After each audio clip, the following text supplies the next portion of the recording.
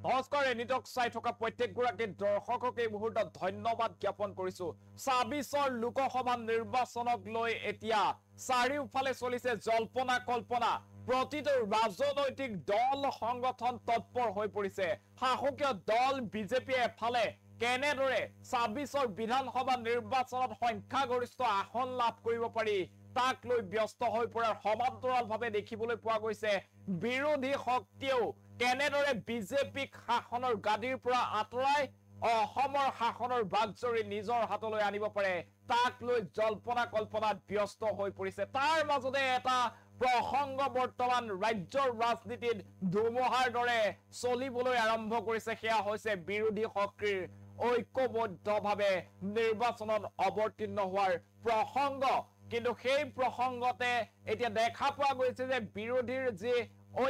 বিৰোধীৰ ঐক্যতা মিত্ৰতা সেয়া যেন এতিয়া কৰবাত নহয় কৰবাত এটা নিমিলা অংক হৈ পৰিছে আৰু তাক লৈ বিধায়ক অখিল গগৈয়ে মন্তব্য কৰিছে অখিল গগৈয়ে কৈছে যে কংগ্ৰেছৰ মিত্ৰতাৰ ক্ষেত্ৰত সদিচ্ছাৰ অভাৱ আছে এই ক্ষেত্ৰত কংগ্ৰেছে যদিহে সদিচ্ছা নেদেখুৱাই তেনেহলে বিজেপিৰ দৰে শক্তিশালী দলক পৰাভূত কৰাটো এক প্ৰকাৰ যেন অনিশ্চয়তা হৈ পৰিব এনেদৰে মন্তব্য প্ৰকাশ কৰিছে বিধায়ক অখিল গগৈ আৰু কি মন্তব্য প্ৰকাশ কৰিছে সেয়া আপোনালোকক শুনাম প্ৰথমতে গ্ৰাফিক্স প্লেটৰ সহায়ত সবিশেষ খবৰ জনোৱাৰ চেষ্টা কৰিছো এই মুহূৰ্তত অখিল গগৈয়ে কেইবাটাও মন্তব্য কৰিছে বিৰোধী দলৰ মিত্ৰতাক লৈ অখিল গগৈ ডাঙৰ মন্তব্য অখিল গগৈয়ে মিত্ৰতা সন্দৰ্ভত কৈছে যে মিত্ৰতাক লৈ আমি সদিচ্ছা দেখা নাই কংগ্ৰেছৰ সদিচ্ছা দেখা নাই মিত্ৰতা নহলে বিজেপিক সহায় কৰাহে হ'ব আগন্তুক নিৰ্বাচনত এনেদৰে মন্তব্য প্ৰকাশ কৰিছে ৰাইজৰ দলে কেইজনমান বিধায়কৰ বাবে নহয় জাতিৰ বাবে মিত্ৰতা বিচাৰে এই মুহূৰ্তত সেই খবৰ জনাই আছো বিধায়ক অখিল গগৈ মিত্ৰতা সন্দৰ্ভত কেইবাটাও মন্তব্য প্ৰকাশ কৰিছে তেওঁ উল্লেখ কৰিছে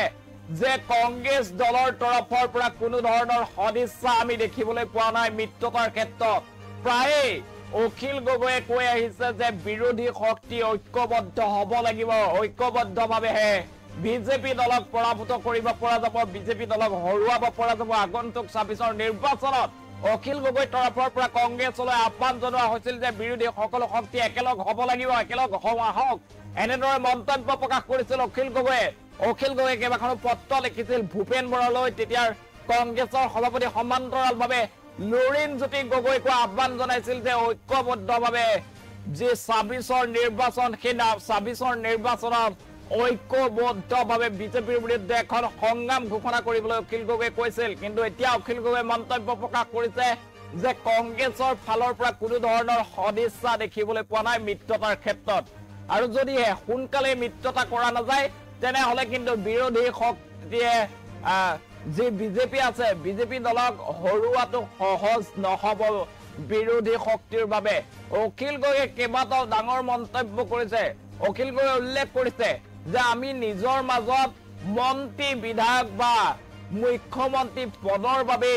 এনেদৰে নিৰ্বাচনত অৱতীৰ্ণ হম খোৱা কামোৰা কৰি থাকিম নে জাতিৰ বাবে কিবা এটা কৰাৰ কথা চিন্তা কৰিম আৰু ৰাইজৰ দলে কেইজনমান বিধায়কৰ বাবে এই নিৰ্বাচনত অৱতীৰ্ণ নহয় ৰাইজৰ দলে বৃহত্তৰ অসমীয়া জাতিৰ স্বাৰ্থ সুনিশ্চিত কৰাৰ বাবে এই নিৰ্বাচনত অৱতীৰ্ণ হ'ব বুলি বিধায়ক অখিল গগৈয়ে মন্তব্য প্ৰকাশ কৰিছে আৰু বিধায়কগৰাকীয়ে কি ক'লে এই মুহূৰ্তত আমাৰ হাতত সেই মন্তব্য আছে মন্তব্য আপোনালোকক পোনপটীয়াকৈ শুনোৱাৰ চেষ্টা কৰিছো মিত্ৰতাৰ আলোচনা বাৰু বন্ধ কোঠাৰ ভিতৰতে হ'ব লাগে আৰু বন্ধ কোঠাৰ ভিতৰত আলোচনা হৈছেও বাৰু কিছু কিন্তু মিত্ৰতাৰ সদিচ্ছাহে আমি দেখা নাই মই আৰু তাতকৈ বেছি কথা ক'ব নোখোজো আপোনালোকৰ কাৰণে মই ভাবোঁ যে বিলম্বিত মিত্ৰতাই বা মিত্ৰতা নকৰিলে বিজেপিক আমি সহায় কৰা হ'ব বন্ধ কোঠাৰ ভিতৰতেই হওক বা একেবাৰে সাখৰোদ্ধকৰ কোঠাতেই হওক মানে য'ত আৰু হাৱাও সোমাব নোৱাৰিব তাতেই আলোচনাটো কৰোঁ বাৰু ঠিকে আছে বন্ধ কোঠাৰ ভিতৰতে হওক ৰুদ্ধদ্বাৰ বুলি আপোনালোকে যে লিখে ৰুদ্ধদ্বাৰ মানে য'ত মানে অলপ হাৱাও সোমাব নোৱাৰিব তেনেকুৱা কোঠাৰ ভিতৰতে বাৰু আলোচনাটো কৰোঁ কিন্তু কথাটো হ'ল যে সদিচ্ছাটো সঁচাকৈ আমি বিজেপিক পৰাভূত কৰিবৰ কাৰণে কাম কৰিম নে অকল নিজৰ দলৰ সংগঠন গঢ়িবৰ কাৰণে কাম কৰিম সঁচাকৈ আমি বিজেপিৰ সাম্প্ৰদায়িক আৰু ফেচিষ্ট শক্তিক খেদি দিবৰ কাৰণে কাম কৰিম, নে আচলতে আমি নিজে নিজে কোনোবাই মন্ত্ৰী বা কোনোবাই মুখ্যমন্ত্ৰী হ'বৰ কাৰণেহে প্লেন কৰিম? যদি সঁচাকৈ দেশৰ প্ৰতি, জনগণৰ প্ৰতি আৰু জাতিৰ প্ৰতি দায়বদ্ধতা আছে, 2026 চনত বিজেপিক হৰুৱাবৰ কাৰণে আমি সোনকালে আলোচনাত মিলিত হৈ সোনকালে প্লেন কৰি বিৰোধী ঐক্যমঞ্চ তৈয়াৰ কৰি ঐক্যবদ্ধভাৱে বিজেপিক খেদিবৰ কাৰণে আগবাঢ়ি আহিব লাগে। আমি কোনেও কথাৰ ফুলজাৰিৰে, আমি কোনেও ডিপ্ল'মেটিক কথাৰে প্ৰকৃত ইউনিটিৰ প্ৰশ্নটোক অৱহেলা কৰাটো উচিত নহ'ব। মই আকৌ এবাৰ কৈছোঁ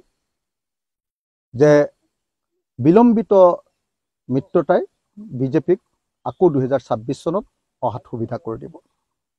গতিকে যদি মিত্ৰতা হয়, সোনকালে মিত্ৰতা হ'ব লাগে।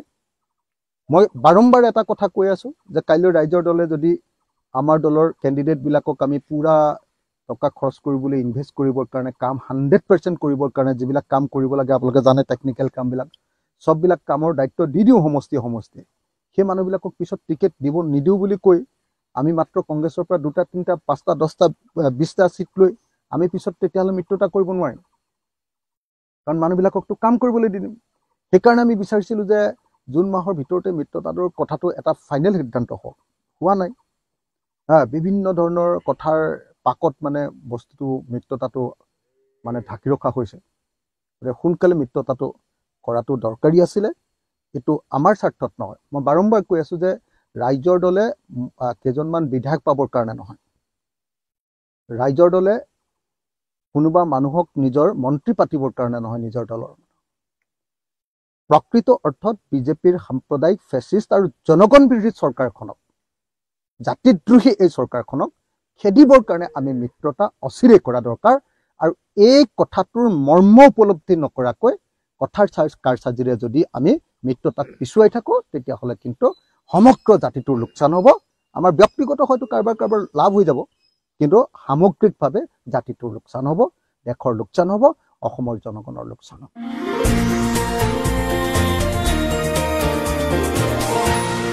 এনিটক্স, সোঁতৰ বিপৰীতে ৰাইজৰ